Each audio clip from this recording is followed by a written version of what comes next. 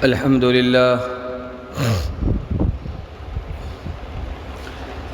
لله رب العالمين والعاقبة للمتقين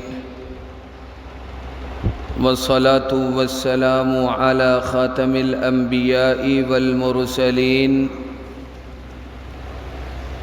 وعلى آله وأصحابه أجمعين أما بعد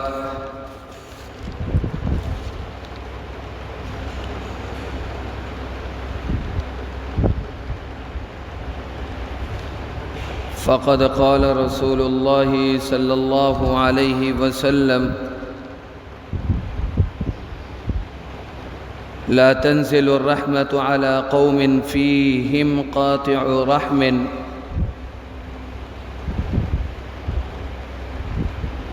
وعن أبي بكرة رضي الله تعالى عنه قال قال رسول الله صلى الله عليه وسلم ما من ذنب أحرى أن يعجل الله لصاحبه العقوبة في الدنيا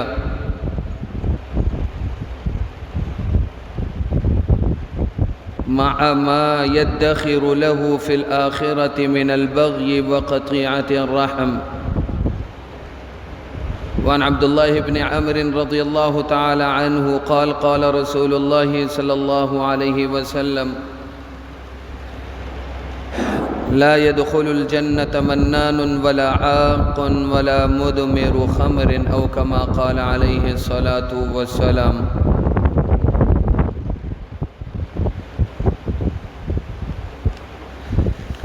صدق الله العظيم وصدق رسوله النبي الكريم ونحن على ذلك لمن الشاهدين والشاكرين والحمد لله رب العالمين.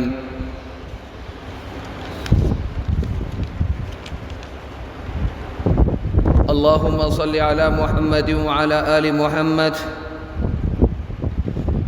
كما صليت على إبراهيم وعلى آل إبراهيم إنك حميد مجيد.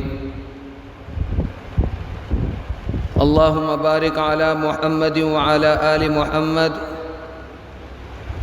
كما باركت على إبراهيم وعلى آل إبراهيم إنك حميد مجيد.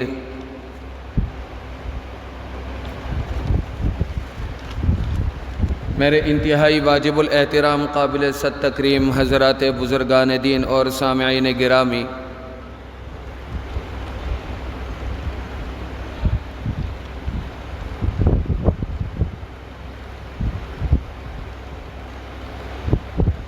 جناب نبی کریم صلی اللہ علیہ وسلم نے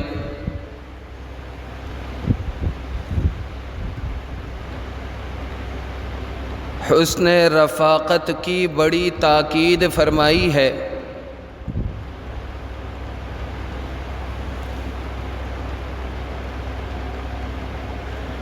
اس حسن رفاقت کے عنوان کو احادیث مبارکہ کی کتابوں میں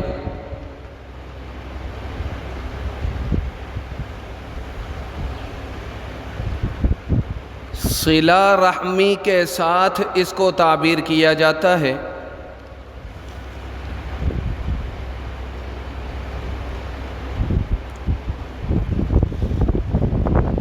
صلہ رحمی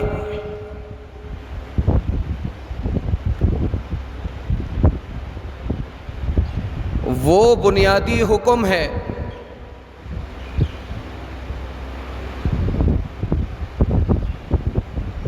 کہ جس میں حقوق العباد کی بھی رعایت ہوتی ہے اور حقوق اللہ کی بھی رعایت ہوتی ہے.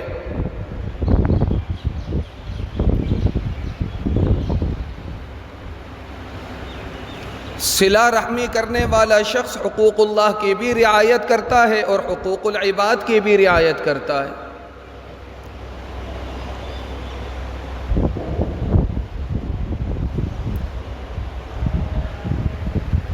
جناب نبی کریم صلی اللہ علیہ وسلم کا واضح فرمان ہے. حضرت عائشہ صدیقہ رضی اللہ تعالی عنہ فرماتی ہیں کہ الرحم معلق بالعرش تقول من وصلنی وصلہ اللہ ومن قطعنی قطعہ اللہ. کہ حسن رفاقت جسے صلہ رحمی کے ساتھ تعبیر کیا جاتا ہے،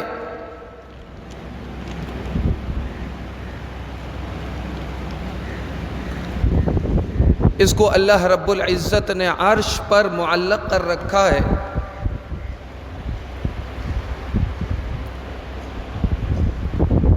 اور یہ صلہ رحمی خود بندوں سے متوجہ ہو کر کہتی ہے، من وصلنی، کہ جس نے مجھے بحال رکھا، یعنی حسن رفاقت کو بحال رکھا،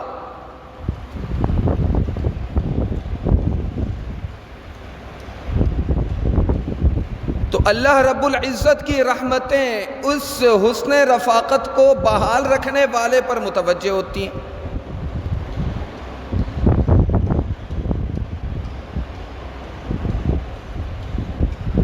اور جس نے قطع رحمی کا معاملہ کیا، اللہ رب العزت اپنے رحم و کرم اور رحمتوں کے دروازے ان کے لیے بند کر دیا کرتا۔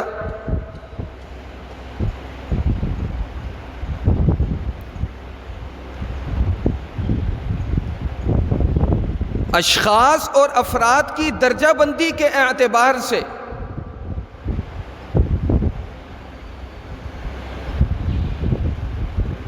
معاشرت کے جو اصول اور آداب ہیں، اس کے مطابق قرابت داری کی چونکہ درجہ بندی ہے، تو صلہ رحمی کی بھی درجہ بندی ہے۔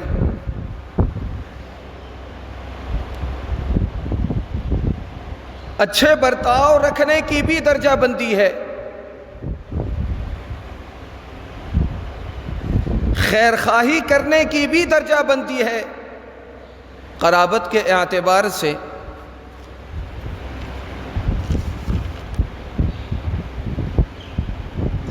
حضرت ابو ہریرہ رضی اللہ تعالی عنہ کا فرمان ہے، عن ابی ہریرہ رضی اللہ تعالی عنہ قال قال رسول اللہ صلی اللہ علیہ وسلم تعلموا من انسابکم ما تصلون به ارحامکم فإن صلة الرحمة محبة في الأهل مسرات في المال منسات في الأسر۔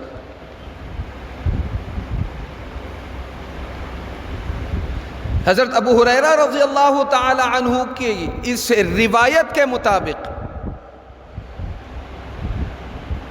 جناب نبی کریم صلی اللہ علیہ وسلم امت کو حکم فرما رہے ہیں کہ تعلموا من انسابکم، کہ تم اپنے قرابت کے جو رشتے ہیں ان کے درجات کو جانو۔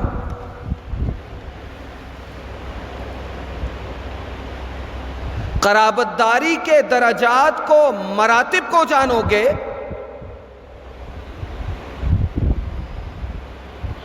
تو پھر فرق مراتب کے اعتبار سے معاملہ کرو گے، برتاؤ کرو گے۔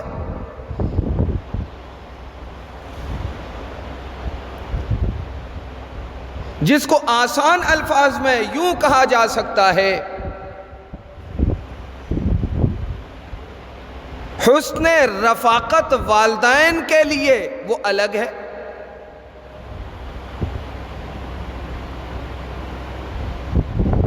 اپنے سگے بھائی بہنوں کے لیے حسن رفاقت وہ الگ ہے، دیگر رشتہ داروں کے لیے حسن رفاقت، اچھا برتاؤ ان کے ساتھ کرنا، صلہ رحمی کرنا، میل جول ان کے ساتھ رکھنا، ان کے ساتھ خیر خواہی کا معاملہ کرنا، دکھ درد میں شریک ہونا، غم میں شریک ہونا، اس کے مراتب اپنے ہیں۔ بیوی بچوں کے ساتھ حسن سلوک کا معاملہ کرنا، اس کے مراتب اور درجات اپنے اعتبار سے۔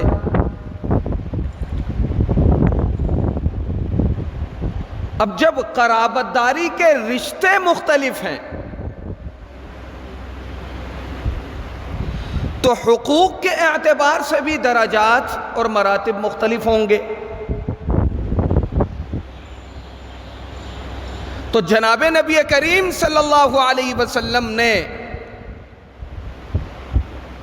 حضرت ابو ہریرہ رضی اللہ تعالی عنہ نے جو جناب نبی کریم صلی اللہ علیہ وسلم کے فرمان کو نقل کیا کہ امت کو بتلا دیا تعلموا من انسابکم، اپنے نسب کے فرق مراتب کو جانو، اپنے نسب کے فرق مراتب کو جانو تاکہ رشتوں کی پہچان، رشتوں کی نزاکتیں اور مراتب ملحوظ رکھتے ہوئے آپ ان کے ساتھ حسن برتاؤ کے درجات مرتب کر سکیں۔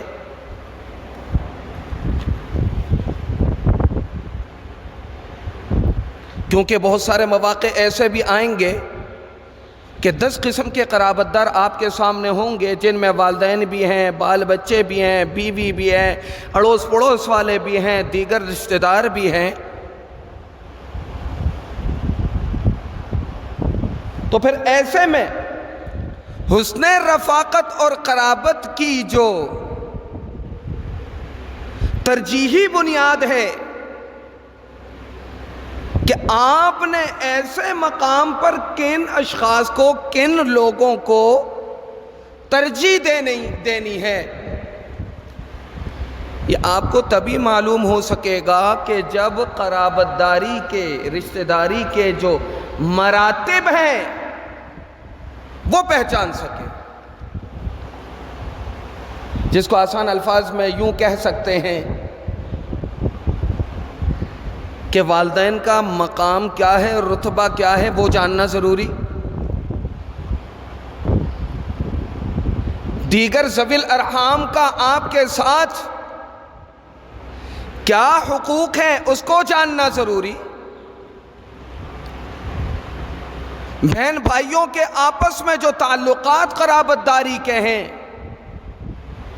آپس میں ایک دوسرے پر کیا حقوق ہوا کرتے ہیں، اس کو ملحوظ رکھنا ضروری، بیوی بچوں کے جو حقوق ہیں اس کو ملحوظ رکھنا ضروری۔ لیکن حقوق کی رعایت آپ تب کر سکیں گے کہ جب رشتوں کی رعایت رکھنے کی آپ میں عادت ہو۔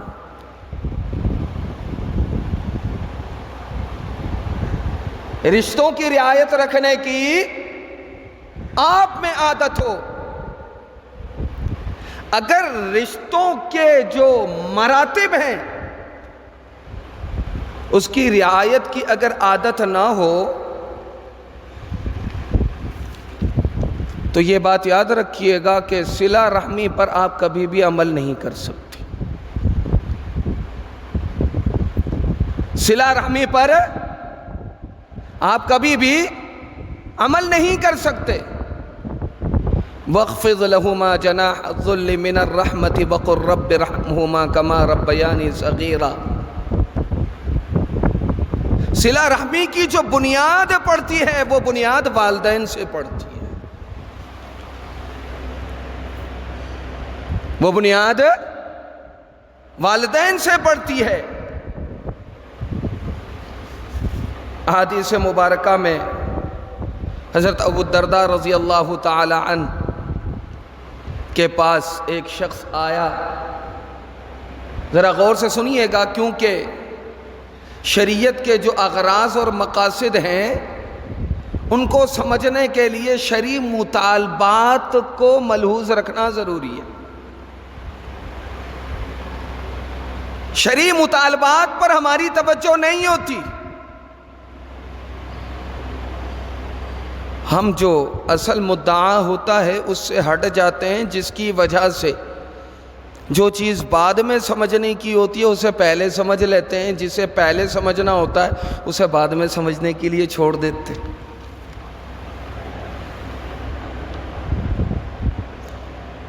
تو حضرت ابو الدرداء رضی اللہ تعالی عنہ کے پاس ایک شخص آیا، میں مراتب کی بات کر رہا ہوں کہ حسن رفاقت میں اولین حقدار کون ہے، ایک شخص آیا حضرت ابو الدرداء رضی اللہ تعالی عنہ کے پاس اور شکایت کی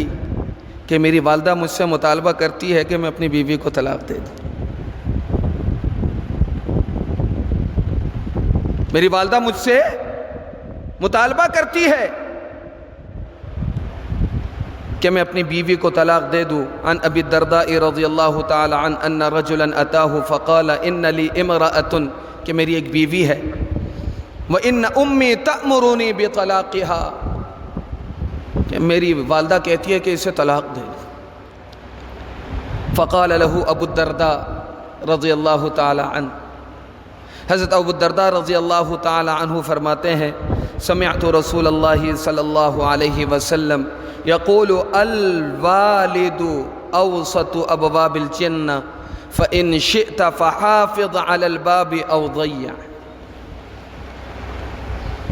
کہ تیرا باپ تیرے دروازے، تیرے جنت کا دروازہ ہے، تیرا باپ تیرے جنت کے دروازوں میں سے ایک دروازہ ہے۔ فَإِن شِئْتَ فَحَافِظْ، اگر چاہے تو اپنے داخلے کا جو دروازہ ہے اسے محفوظ کر لے، چاہے تو ضائع کر دے۔ چاہے تو اپنے داخلے کا جو داخلی دروازہ ہے اسے محفوظ کر لو، اور اگر چاہو تو اسے کیا کر دو، اپنے داخلی دروازے کو مسدود کر دو اور بند کر دو۔ یہ اس میں واضح پیغام ہے امت کے لوگوں کے لیے کہ صلہ رحمی کے اعتبار سے اولین حقدار والدین ہیں، اولین حقدار والدین ہیں۔ حضرت ابن عمر رضی اللہ تعالی عنہ کی واضح روایت ہے کہ حضرت عمر رضی اللہ تعالی عنہ نے ابن عمر اپنے بیٹے کو کہا کہ اپنی بیوی کو طلاق دے دو۔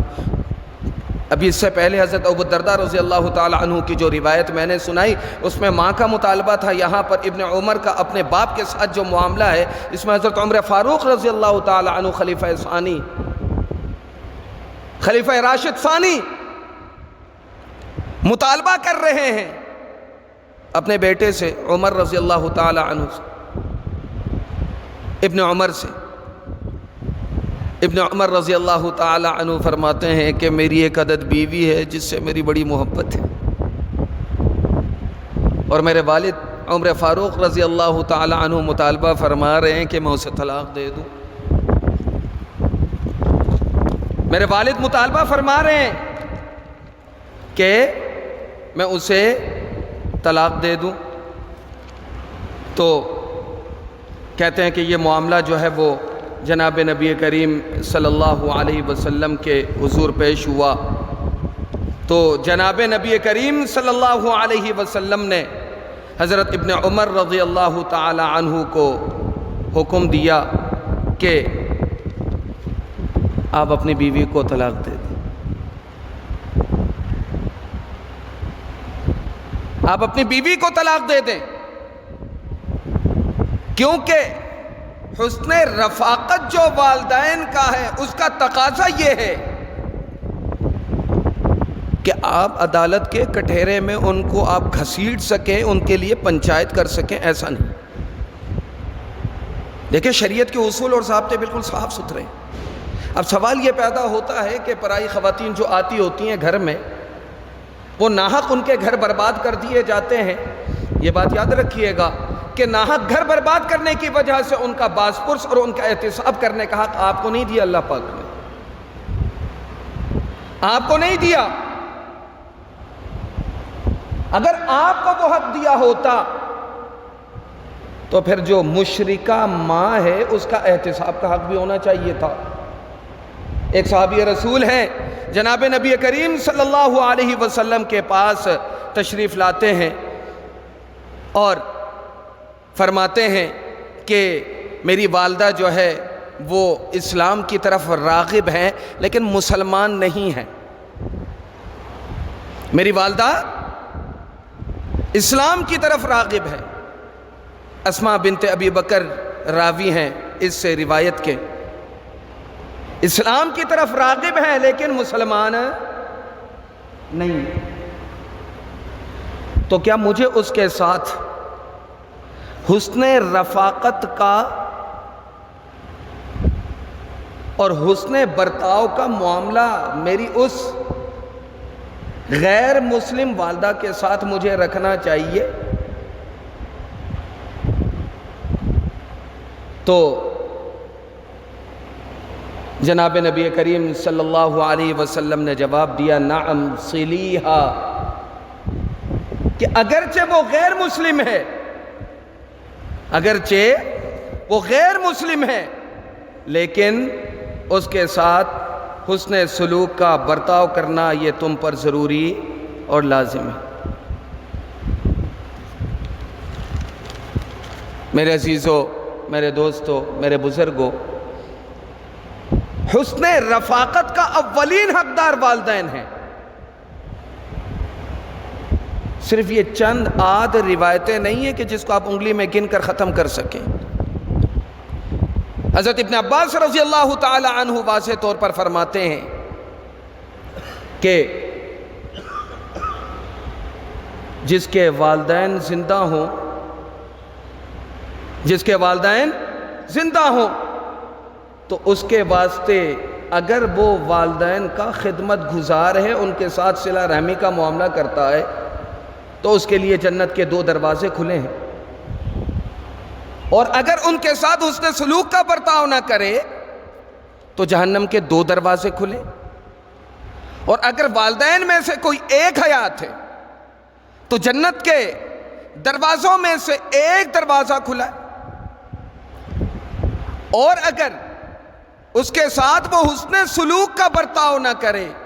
حسن رفاقت کا برتاؤ نہ کرے، اطاعت کا برتاؤ نہ کرے، اس کی فرما برداری نہ کرے، اس کی خدمت گزاری نہ کرے، تو پھر ایسی صورت کے جہنم کے دروازوں میں سے ایک دروازہ اس کے لیے کھلا ہے۔ سابقہ روایتیں اور اس روایت دونوں میں تطبیق دینے کے لیے کہہ رہا ہوں۔ سابقہ روایتیں اور یہ جو روایت ہے اس میں تطبیق دینے کے لیے آگے قال رجل، صحابہ کرام رضوان اللہ علیہم اجمعین تشریف فرما تھے، ان میں سے ایک نے کھڑے ہو کر سوال کیا، وَإِنَّ ظَلَمَاهُ، اگرچہ والدین ظلم و ستم کریں تو بھی، اگر والدین ظلم و ستم کریں تو بھی ان کے ساتھ حسن سلوک کا، صلہ رحمی کا برتاؤ کرنا ہے۔ جناب نبی کریم صلی اللہ علیہ وسلم نے جواب میں فرمایا، وَإِن ظَلَمَاهُ، قَالَ وَإِن ظَلَمَاهُ۔ پھر صحابی نے سوال کیا، وَإِن ظَلَمَاهُ، اگرچہ وہ دونوں ظلم کریں۔ پھر جناب نبی کریم صلی اللہ علیہ وسلم نے جواب دیا، وَإِن ظَلَمَاهُ، اگرچہ وہ تم پر ظلم کریں۔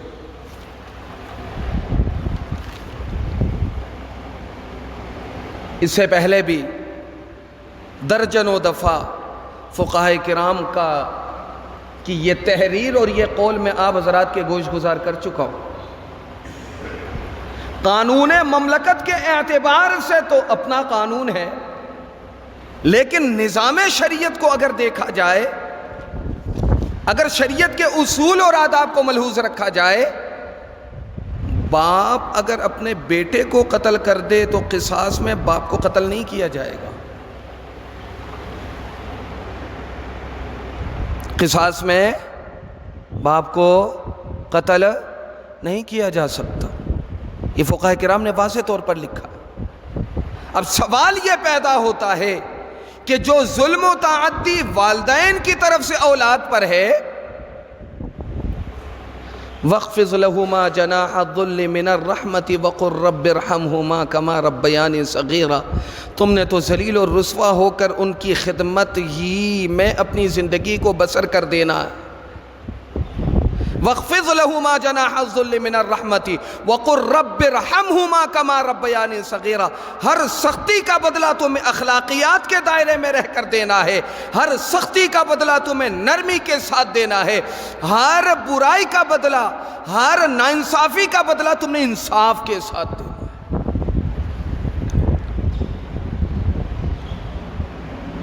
ولا تقل لهما اف ولا تنهرهما وقل لهما قولا کریما۔ والدین تمہارے جتنے بھی ظلم تم پر کر لیں، تمہیں گالم گلوچ کرنا تو دور کی بات ہے، مار پیٹ کرنا تو دور کی بات ہے، اف تک کہنے کی شریعت نے اجازت نہیں دی۔ فقہاء کرام نے، مفسرین نے واضح طور پر لکھا ہے کہ اگر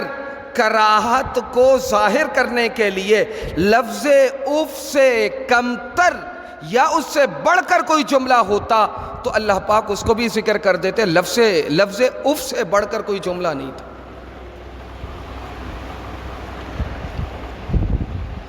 اور ساتھ میں قرآن مجید میں سورہ اسراء میں اللہ رب العزت نے فرما دیا کہ چلیں پڑھے لکھے لوگ ہیں، سمجھدار ہیں، لفظ اف کہنے سے منع کر دیا تو ہو سکتا ہے کہ زبان میں کچھ نہ لائے، دل میں والدین کے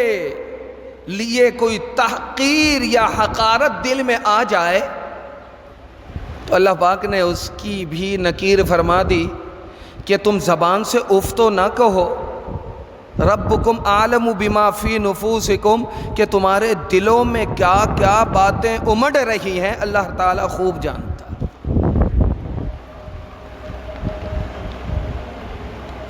زبان سے اف کہے بغیر، زبان سے تکلیف دیے بغیر، اگر تم اپنے والدین کے معاملے میں دل میں بھی کوئی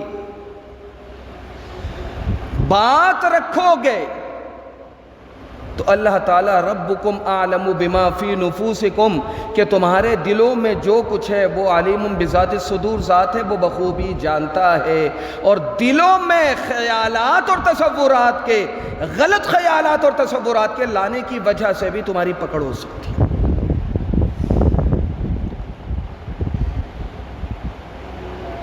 میرے عزیزوں، میرے دوستوں، میرے بزرگوں،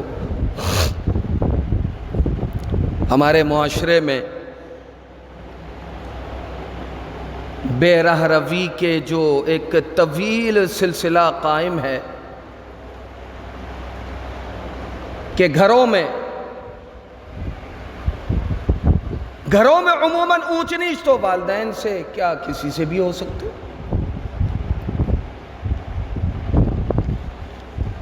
والدین کے گلے شکوے پر کبھی بھی توجہ ہم نے نہیں دینی۔ جب شادی ہو جاتی ہے تو ہمیں سب سے زیادہ جو ہے وہ اپنے بال بچوں کے حقوق یاد رہتے ہیں۔ جب اولاد کی شادیاں ہو جاتی ہیں تو سب سے زیادہ مسلمانیت کہاں دکھاتے ہیں کہ بیوی بچوں کے حقوق۔ سمجھانا یہ چاہ رہا ہوں کہ بیوی بچوں کے ساتھ شریعت نے ناانصافی کی بات نہیں کی، یہ تو میرا موضوع بھی نہیں ہے، موضوع میرا صلہ رحمی کا ہے، حسن رفاقت کا ہے، حسن قرابت کا ہے، حسن برتاؤ کا ہے، اچھائی کا ہے اور نیکی کا ہے۔ اب اقسام قرابت داری کے مختلف ہیں، کس قرابت داری کو آپ نے کس پر ترجیح دینی ہے؟ اولین ترجیح حسن رفاقت اور قرابت کے اعتبار سے کس کو حاصل ہے؟ جہاں بیوی بچے آ جاتے ہیں، والدین آ جاتے ہیں، مقابلہ بیوی بچوں کا اور والدین کا، والدین بامقابلہ بیوی بچے۔ شادی کے بعد جو ہے وہ ظاہر سی بات ہے کہ حزب اقتدار بیوی ہوتی ہے، حزب اقتدار بیوی ہوتی ہے، اس کے کہے بغیر ہم قدم بھی نہیں اٹھا سکتے۔ اب بوڑھے والدین ہیں، شریعت نے تو واضح طور پر یہ کہا کہ اگر دونوں میں سے کوئی ایک یا دونوں بڑھاپے کو پہنچ جائے، وَاخْفِضْ لَهُمَا جَنَاحَ الذُّلِّ مِنَ الرَّحْمَةِ، ان کے واسطے اپنے شانے کو، کندھا جھکا کر رکھیں، کیونکہ متکبر انسان جو ہوتا، اڑیل انسان، وہ سینہ چوڑا کر کے تھوڑا اونچا ہو کے چلتا ہے، یہ بڑائی کی علامت ہوتی ہے۔ متواضع انسان ہمیشہ سر جھکا کر چلتا ہے، سینہ بلے سے اوپر رہے لیکن سر نیچے۔ جناب نبی کریم صلی اللہ علیہ وسلم کی جو سیرت ہے، اخلاق مبارکہ ہے، اس میں یہی تھا کہ سینہ چوڑا کر کے سر نیچے کر کے عاجزی کی چال چلا کرتے تھے۔ طواف کے درمیان حج بیت اللہ میں سینہ چوڑا کر کے اور جو ہے وہ تھوڑا سا سعی کے درمیان جو ہے وہ دوڑ لگانے کا جو کہتے ہیں، وہ اس وجہ سے کہا جاتا ہے تاکہ پتہ چلے کہ مسلمان پوستی نہیں ہوتے، کمزور نہیں ہوتے۔ اسی طرح جو طاقتور ہوا کرتا ہے، متکبر ہوا کرتا ہے، اسے آپ دیکھیں گے وہ ہمیشہ آپ کے سامنے سینہ چوڑا کر کے اپنے کندھوں کو اوپر کر کے کھڑا ہوتا ہے۔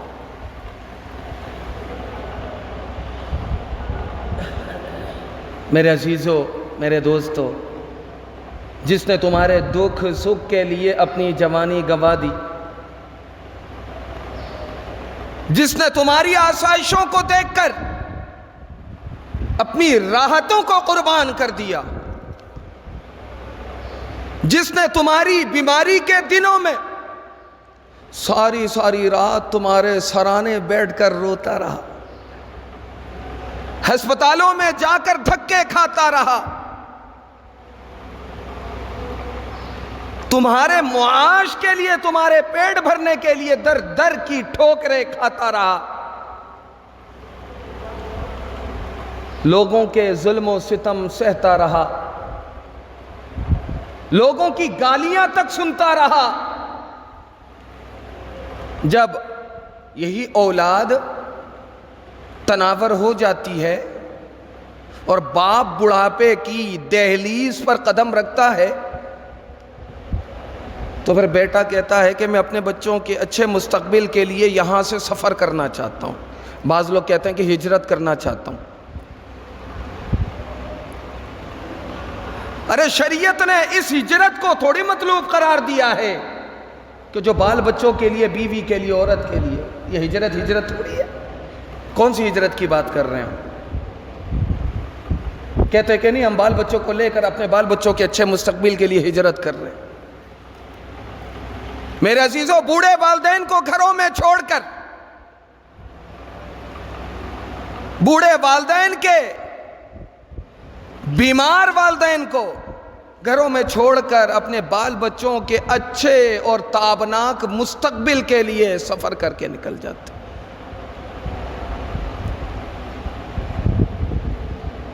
ان والدین نے تمہیں سہانے خواب دیکھنے کے قابل بنایا،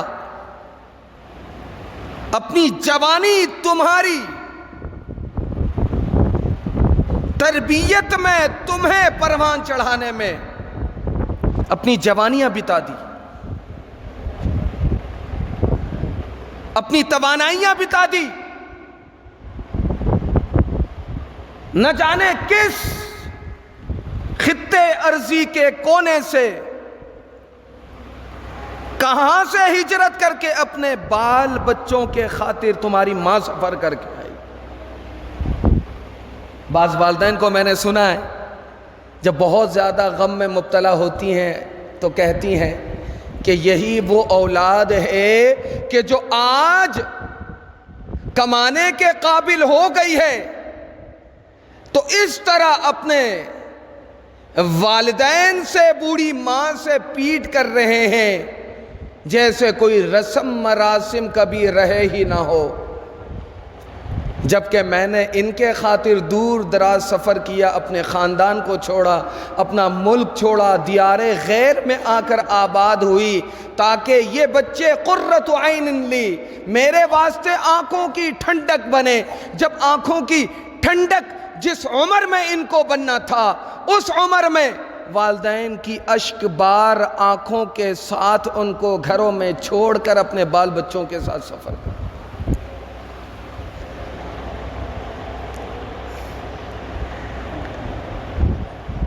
ہزار سلالتیں اٹھا کر تیرے پیٹ پالنے کے لیے تیرے والد نے سلالتیں اٹھائی،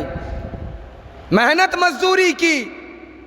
لیکن کبھی تجھے دوسروں کے در کا گداگر نہیں بنایا، کبھی تجھے کسی کے گھر کے دروازے میں، دہلیز میں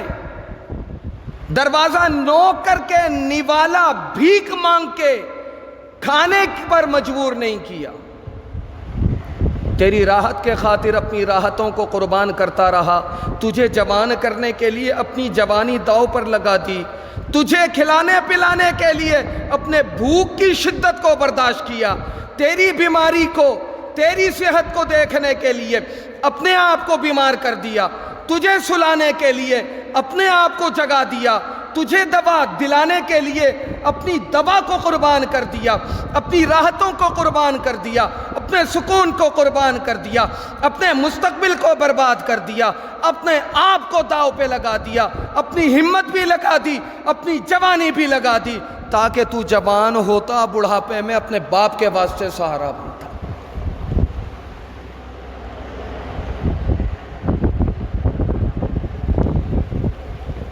معاشرے میں ناانصافی کا یہ عالم ہے کہ جو باپ کلمہ پڑھنا جس باپ اور ماں کی گود میں سیکھا، کہ جس کو جناب نبی کریم صلی اللہ علیہ وسلم نے جنت کا دروازہ قرار دیا، یا تمہارے والدین تمہارے واسطے جنت کا دروازہ ہیں یا جہنم کے دروازے۔ جناب نبی کریم صلی اللہ علیہ وسلم کے ان فرمودات میں امت کو واضح طور پر بتلا دیا گیا کہ اگر والدین میسر ہیں تو جنت تمہارے واسطے مقدر ہے، جبکہ ان کے ساتھ حسن رفاقت اور رقابت کا معاملہ رکھو۔ دیکھیں، ایک چیز کی ضمانت اگر پہلے سے مل جائے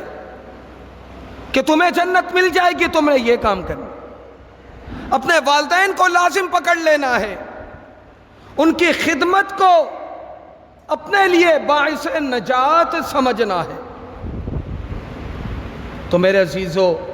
میرے دوستو، جناب نبی کریم صلی اللہ علیہ وسلم نے تو ہم سب کو جیتے جی جنتی بنا دیا، فرق صرف اتنا ہے کہ اپنی جنت کو برباد کرنا آپ کے اختیار میں ہے، میرے اختیار میں ہے، میں جیتے جی اپنی جنت کو آباد کر لوں یا اپنی جنت کو برباد کر کے جہنم میں اپنے واسطے مقدر کروں۔ میرے عزیزو، میرے دوستو، یہ تو براہ راست والدین کے حقوق کی بات ہے۔ جناب نبی کریم صلی اللہ علیہ وسلم کا واضح فرمان ہے کہ اگر کسی کے والدین زندہ نہ ہوں، والدین کے ساتھ صلہ رحمی کا تقاضا یہ ہے کہ ان کے ساتھ جو ود ابیہ، کہ جو ان کے ساتھ تعلق والے لوگ تھے، والدین کے گزرنے کے بعد ان کے ساتھ حسن سلوک کا برتاؤ کیا جائے کہ جن کا والدین کے ساتھ براہ راست تعلقات تھے۔ اب اس سے اندازہ کیجئے کہ والدین کے ساتھ صلہ رحمی کتنا اہم حکم ہے، کہ والدین حیات نہیں ہیں، لیکن والدین کے قرابت دار جو لوگ ہیں، تعلقات والے جو لوگ ہیں، والدین کے گزرنے کے بعد ان کے تعلقات کا لحاظ رکھتے ہوئے ان کے ساتھ صلہ رحمی، حسن سلوک کا برتاؤ کرنا، حسن تعلقات ان کے ساتھ رکھنا، اچھے رسم مراسم ان کے ساتھ رکھنا، ان کے ساتھ دکھ درد میں شریک ہونا، یہ اولاد پر لازم اور ضروری۔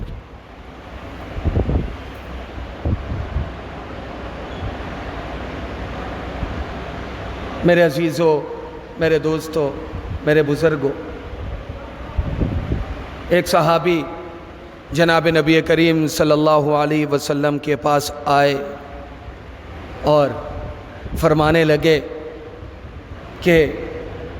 مجھ سے ایک غلطی ہو گئی ہے، میں اس غلطی کی تلافی اور توبہ چاہتا ہوں، میں اس غلطی کی تلافی اور توبہ چاہتا ہوں۔ تو جناب نبی کریم صلی اللہ علیہ وسلم نے فرمایا، سوال فرمایا کیا تمہارے والدین ہیں؟ صحابی نے جواب دیا والدین تو نہیں ہیں۔ فرمایا کیا تمہاری خالہ زندہ ہے، ماں کی بہن؟ صحابی نے فرمایا یا رسول اللہ خالہ زندہ ہے۔ تو جناب نبی کریم صلی اللہ علیہ وسلم نے فرمایا تمہارے اس گناہ کا کفارہ ہو جائے گا، جاؤ اس کے ساتھ حسن سلوک کا برتاؤ کرو، اس کے ساتھ صلہ رحمی کا برتاؤ کرو، اس کے ساتھ صلہ رحمی کا برتاؤ کرو، تو اللہ پاک تمہارے گناہ کا کفارہ جو ہے وہ کر دے گا۔ تو میرے عزیزو، میرے دوستو، میرے بزرگو، حضرت ابو ہریرہ رضی اللہ تعالی عنہ کا جو فرمان میں نے آپ حضرات کے گوش گزار کیا، اس میں ہے تعلموا من انسابکم ما تصلون به ارحام، کہ اپنے قرابت دار میں، رشتہ داروں میں، قرابت داروں کو پہچانو، ان کے درجات کو پہچانو۔ مطلب یہ ہے کہ والدین کے کیا حقوق ہیں، والدین کا کیا رتبہ ہے، اس کو جانیے، اور والدین کے اگر والدین حیات ہیں، دادا ہے، نانا ہے، نانی ہے، دادی ہے، ان کے کیا حقوق ہیں اس کو جانیے، اور اگر بھائی بہن زندہ ہیں ان کے حقوق کو جانیے۔ تعلموا من انسابکم، اپنے نسب کو جانو صلہ رحمی کے اعتبار سے، تاکہ حسن رفاقت تم ان کے ساتھ انجام دے سکو۔ اولاد ہیں تو ان کے ساتھ حسن رفاقت تم نے کیسے انجام دینا، والدین ہیں تو کیسے انجام دینا ہے، بیوی ہے اس کے ساتھ کیسے انجام دینا ہے۔ اگر تمام حقوق یکجا طور پر جمع ہو جاتے ہیں تو پھر ایسی صورت میں تم نے فوقیت کس کے حقوق کو دینے ہیں، ترجیح تم نے کس کے حقوق کو دینے۔ تعلموا من انسابکم، اپنے قرابت داری کے جو مراتب ہیں، درجات ہیں، اس کو سیکھو، پہچانو۔ صلہ رحمی کے اعتبار سے درجات اور مراتب کو پہچاننا ضروری ہے۔ اگر گھروں میں والدین عموماً ضعیف ہو جاتے ہیں، انتقال کر جاتے ہیں، کمبائنڈ فیملی ہوتی ہے، ایک ساتھ رہتے ہیں، ایک ساتھ نہ بھی رہیں، گھر کا ایک سربراہ ہوتا ہے، بڑا بھائی ہوتا ہے،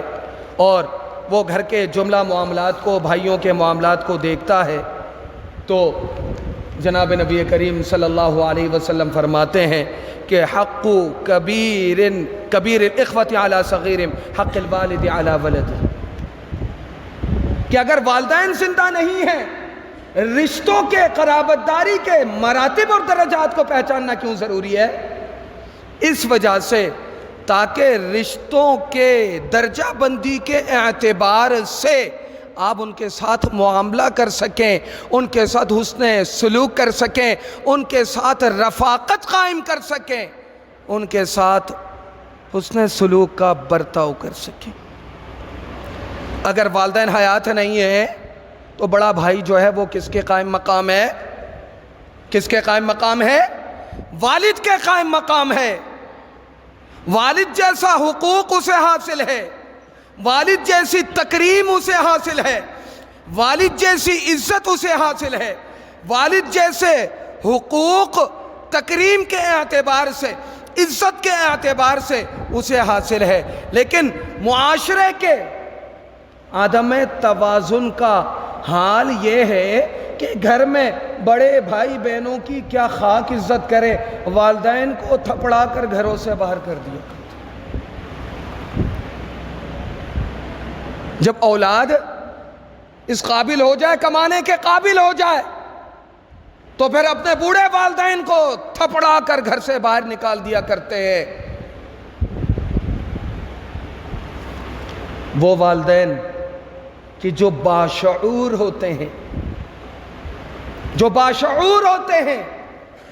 وہ کم از کم اپنے لیے ایک آرام گاہ ضرور رکھتے ہیں۔ آپ نے بعض ہوشیار لوگوں کو دیکھا ہوگا، ساری پراپرٹی، ساری جائیدادیں جب خود ریٹائر ہو جاتے ہیں، کسی کام کے قابل نہیں ہوتے، سب کچھ اولاد میں تقسیم کر دیتے ہیں، لیکن اپنے بستر کی سونے کی ایک چھوٹی سی جگہ اپنے نام پہ ضرور رکھتے ہیں۔ کیوں؟ اس وجہ سے کہ والدین کو پتہ ہوتا ہے کہ بادل ناخواستہ کہیں ایسا نہ ہو کہ مخالف سمت سے کوئی ہوا چلے اور وہ بیٹا تھپڑا کر گھر سے باہر نکال دے، جوتی پہننا بھی نصیب نہ ہو، اور وہ یہ کہہ دے کہ ابا جی یہ گھر تو اب میرے نام کا ہے، تم کہیں عیدی سینٹر میں جا کے پناہ لو، تم کسی عیدی سینٹر میں جا کر پناہ لے لو۔ میرے عزیزوں، میرے دوستوں، یہ میری زندگی کا مشاہدہ، اس سے پہلے بھی میں سنا چکا ہوں۔ دارالفتہ میں بیٹھے ہوئے تھے، ایک شخص بوڑھا آدمی بھاگا بھاگا آیا، روتا ہوا، بغیر چپلوں کے، پراگندہ بالوں کے ساتھ روتا ہوا، کہنے لگا کہ مفتی صاحب ہمیں اس سوال کا جواب چاہیے۔ میں نے کہا کیا سوال ہے، کیا جواب چاہیے؟ کہتا ہے کہ گھر میرا ہے، میں نے اولاد کو سب کچھ دیا، شادیاں کروا دی، آج وہ صاحب اولاد ہو گئے، جب آج کمانے کے قابل ہو گئے، جب کمانے کے اہلیت ہم میں نہ رہی تو میاں بیوی دونوں نے مار کے مجھے نکال دیا، نکلتے ہوئے چپل بھی نہیں اٹھانے دی۔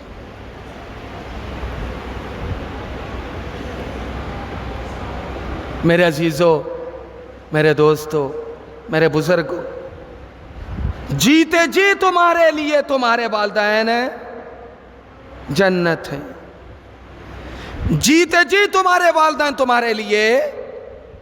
جہنم ہے۔ اب تمہاری دانشمندی پر ہے، اپنی جنت کو تحفظ دیتے ہو یا پھر اپنے واسطے جہنم کو تیار کرتے ہو، یہ فیصلہ تم پر ہے، فیصلہ تم نے کرنا ہے، دانشمندی کا مظاہرہ تم نے کرنا ہے۔ والدین اس لیے نہیں ہوتے کہ ان کو پنچایتوں میں گھسیٹا جائے، والدین اس لیے نہیں ہوتے کہ ان کو عدالتوں میں گھسیٹا جائے، والدین اس لیے نہیں ہوتے کہ ان کے خلاف اولاد کھڑی ہو، والدین تو اس لیے ہوتے ہیں کہ ہمیشہ ساری زندگی ان کی غلامی کے لیے اپنے آپ کو تیار رکھیں۔ تو حضرت ابو ہریرہ رضی اللہ تعالی عنہ کا جو فرمان ہے، تعلموا من انصابکم ما تصلون بی ارحامکم فإن صلة الرحمة محبت فی الاہل، کیونکہ صلہ رحمی اپنے اندر پیدا کرنا، اپنے اہل و عیال میں، قرابت داروں میں محبت کو پھیلانا ہے۔ جہاں آپ صلہ رحمی کریں گے، محبت کو پھیلائیں گے، محبت کو فروغ دیں گے، اپنائیت کو فروغ ملے گی، اور ایک دوسرے کو سہنے برداشت کرنے کی صلاحیت آپ کے اندر پیدا ہوگی۔ مسرات فی المال،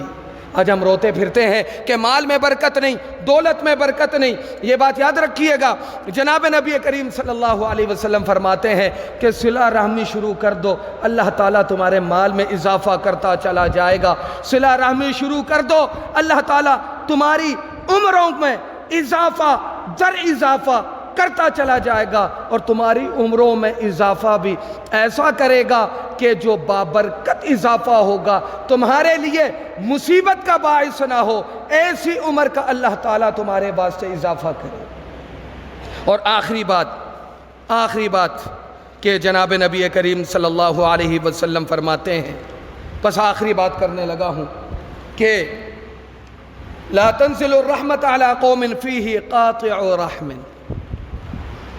کہ جناب نبی کریم صلی اللہ علیہ وسلم فرماتے ہیں